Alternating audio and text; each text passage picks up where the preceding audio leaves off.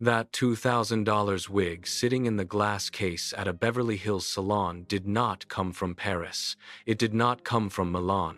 It did not come from any of the luxury boutiques whose names are stitched into the label. It came from a city in central China called Xuchang, a city most of the world has never heard of. A city of 4.5 million people that produces over 70% of all human hair products on Earth. A city whose factories employ over 100,000 workers and ship to over 100 countries. And a city that has turned human hair, the biological waste product that falls from your head every day, into one of the most profitable and secretive commodity empires in global trade. The global human hair market is currently valued at over $8 billion annually. That number is projected to exceed $16 billion by 2030. It is growing faster than gold, faster than coffee, faster than almost any agricultural commodity you can name. And the vast majority of the world's consumers, the women spending $2,000, $3,000, $5,000 on premium wigs and extensions, have absolutely no idea where what they're buying actually comes from or who actually made it. This is the story of the black gold of beauty, and it begins not in a salon, but in a temple. Every morning, in the hill town of Tirumala, in Andhra Pradesh, India, thousands of Hindu devotees climb to one of the most sacred pilgrimage sites on earth. They come to offer tonsure, the ritual shaving of their heads, as an act of devotion to the god Venkateswara. The Tirumala Tirupati Devasthanam's temple conducts over 600 tonsure ceremonies every single day. Across the complex, 18,000 people shave their heads daily. The hair that falls to the floor is swept up, sorted by length, graded by texture, and auctioned off in bales. This hair, offered to God, gathered from the floor of a sacred temple, is bought by brokers, packed into burlap sacks, loaded onto trucks, transported to processing hubs, and eventually shipped to factories in China. The devotional act of a believer in a mountain temple in southern India and the luxury wig purchased at a high-end salon in Manhattan are connected by a single unbroken supply chain. The buyer does not know this. The believer, in most cases, does not know this. Only the people in the middle know this. And the people in the middle have built an empire on that ignorance. Beyond India, the raw material pipeline extends across Southeast Asia. In Myanmar, Vietnam, Cambodia, and remote rural provinces of China, hair collectors travel village to village, buying long hair from women in economic distress. The price paid to these women is staggering in its meanness, between $7 and $30 per bundle, depending on length and quality. That same bundle, after processing, will sell wholesale for $300 to $800. After retail markup, it will sell for $2,000 to $4,000. The markup between a woman in a Vietnamese village selling her hair for $15 and a consumer in Los Angeles paying $2,000 for the finished product is somewhere between 13,000 and 15,000%. That margin does not flow evenly. It does not flow to the farmer. It does not flow to the devotee. It does not flow to the Vietnamese woman. It flows to Xuchang. Xuchang sits in Henan Province in central China. It has been a center of Chinese haircraft since the Tang Dynasty over 1,000 years ago. But the industrial transformation began in the 1980s and 1990s, when Chinese economic reforms opened global markets, and the city's existing craft tradition collided with global demand for hair products. What emerged was not a cottage industry. It was the most vertically integrated industrial complex in the history of a commodity that most people never think about as a commodity at all. Today, Xuchang operates the largest human hair processing market in the world. The China International Hair Fair, held annually in Xuchang, draws buyers from over 100 countries. The factories are not small. They are industrial facilities operating at scale that would be recognizable in any heavy manufacturing context. Sorting lines where workers grade hair by length, color, and cuticle condition. Chemical processing lines where raw hair undergoes acid baths, bleaching cycles, and conditioning treatments. Assembly lines where hundreds of workers construct wigs and extensions by hand, each one producing products that will eventually carry someone else's brand name at a markup of several thousand%. Here is the chemical engineering reality that nobody in the beauty industry wants to discuss openly. When hair leaves the human body, the cuticle, the protective outer layer of each strand, begins to lift, tangle, and degrade. Left untreated, mixed origin hair becomes a matted, tangled, unusable mess within weeks. The entire premise of the premium human hair extension market, smooth, lustrous, tangle-free hair that behaves like your own, is not a natural property of the raw material. It is a manufactured property. It is the product of advanced chemical processes that are owned, refined, and controlled almost exclusively by the factories of Xuchang.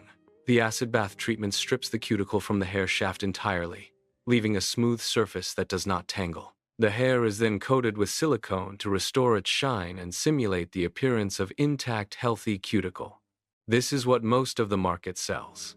It is called processed or non-REMI hair. It looks beautiful in the packaging. It looks beautiful for the first few washes.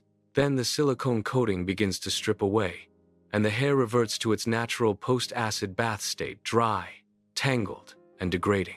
The premium segment of the market, the $2,000 wig, the genuine REMI extension with intact, aligned cuticles, requires a far more sophisticated and labor-intensive process. This is where Xuchang's most advanced chemical engineering capabilities are deployed, keeping the cuticle intact while cleaning, dyeing, and processing hair to match any specification from straight European blonde to tight Afro-kinky texture requires techniques developed over decades. The ability to take coarse black hair from an Indian temple and transform it, through a week-long careful chemical and mechanical process, into flawless European texture blonde hair that passes all quality checks at premium retail price points. This is not magic. It is industrial biochemistry. And the patents, processes, and expertise required to do it at scale exist almost entirely in one city in central China. This is why the brands are, in a structural sense, dependent on Xuchang whether they acknowledge it or not. A US or European hair brand that claims its products are sourced and processed elsewhere is, in most cases, either incorrect or describing a final finishing step while the core processing happened in China. The supply chain gravity of Xuchang is not ideological, it is economic. Nobody else has the labor pool, the chemical expertise, the processing infrastructure, and the raw material access in one integrated location at a competitive price point. The market tried to build alternatives in India, in Southeast Asia, in Eastern Europe. None of them replicated the Xuchang ecosystem. The city controls pricing for the same reason spruce pine.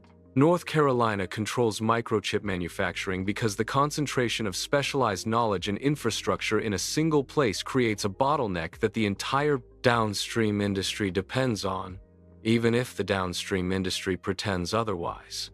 The business model used by Western brands selling in this space is, at its core, a branding and distribution operation layered on top of a supply chain they did not build and cannot replicate.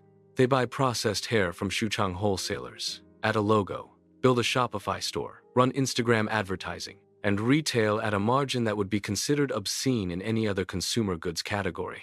The brand is real. The quality differentiation, in many cases, is not. This is why the African American beauty market, the single largest consumer market for human hair extensions and wigs globally, has been so systematically overcharged for so long. The same processed hair sold under a premium brand name at $2,000 in a Beverly Hills salon is available through a Xuchang wholesaler for $60 to $120 in the same specification. The markup is not quality, it is branding. It is the tax paid by consumers who do not know where the supply chain begins. The global wig and extension market's racial economics are not incidental. They are structural. The African American community spends an estimated $9 billion annually on hair care, a disproportionate share of which flows toward extensions and wigs. The distribution chains serving this market have historically been dominated by Korean American wholesalers and distributors who established relationships with Xuchang factories in the 1980s and 1990s and built retail infrastructure across American cities. The factories are Chinese. The distribution is Korean. The consumer is black. The margin extraction happens at every layer of a chain, the end consumer cannot see. The business intelligence that has been democratizing slowly, unevenly, but genuinely, is the knowledge that Xuchang is accessible. The factories are real. The trade shows are public. The minimum order quantities for direct factory relationships have come down dramatically as Alibaba and direct B2B platforms have created new on-ramps for smaller buyers. The beauty entrepreneur who goes direct to a Xuchang tier, one factory, and builds a brand on a supply chain she actually understands and controls, is not doing anything that the major players haven't done for decades. She is just doing it without the permission of the intermediaries whose margins depend on her ignorance. The human hair empire of Xuchang is not hidden because it is shameful. It is hidden because visibility destroys margins. Every layer of the supply chain, the broker who buys from the temple, the processor who runs the chemical treatment, the wholesaler who packages for export, the distributor who warehouses in Los Angeles, the retailer who puts a logo on the box, depends on the consumer not knowing what the previous layer paid. The city of Xuchang knows exactly what it is. It built the world's most dominant processing ecosystem for the biological material that falls from human heads. It commands the chemistry. It commands the logistics. It commands the pricing. It does not advertise, because it does not need to. Every premium hair brand in every high-end salon in Beverly Hills, Lagos, London, and Dubai is one way or another sending money to Henan Province. The black gold of beauty does not announce itself. It simply arrives, perfectly processed, in a branded box, at a price that makes someone very rich somewhere you were never meant to look. Thanks for watching Macro Explainer. Subscribe for more clear breakdowns.